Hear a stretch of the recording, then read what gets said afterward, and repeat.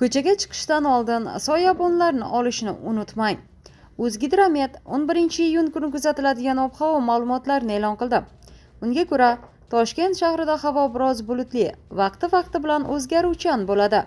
Kunning ikkinchi yarmida biroz qisqa muddatli yomg'ir yog'ishi, momaqaldiroq bo'lishi mumkin. Shamol sharqdan 5-10 metr/sekund tezlikda esadi. Harorat kechasi 21-23 daraja, kunduzi 33-35 daraja bo'ladi. Qoraqalpog'iston Respublikasi va Xorazm viloyatida ham havo o'zgarib turadi. Ba'zi joylarda qisqa muddatli yomg'ir yog'ishi, momaqaldiroq bo'lishi mumkin. Shamol sharqdan 7-12 metr/sekund tezlikda esadi. Harorat kechasi 15-20 daraja, kunduzi 30-35 daraja bo'ladi. Buxoro va Navoiy viloyatlarida ham havo biroz bulutli, ba'zi joylarda o'zgaruvchan bo'ladi.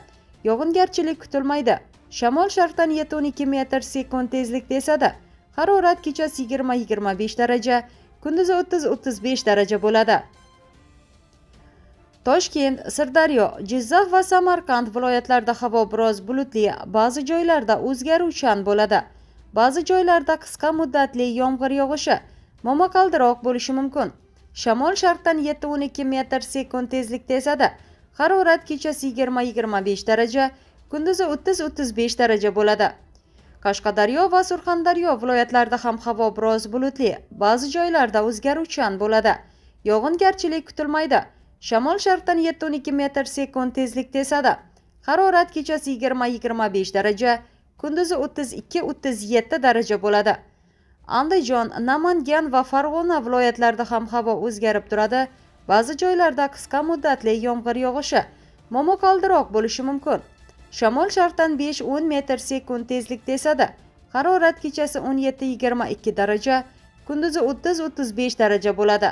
Respublikaning tog'oldi va tog'li hududlarida havo o'zgarib turadi. Ba'zi joylarda yomg'ir yog'adi, momaqaldiroq bo'lishi mumkin. Sel, suv toshqin hodisalari yuzaga kelishi mumkin.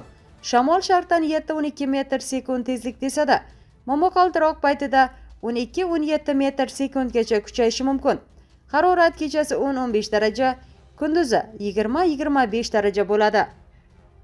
Ob-havoning qanday bo'lishidan qat'iy nazar, o'zingiz va atrofdagilarni ehtiyot qiling va 3ta5 uz kanalni kuzatishda davom eting.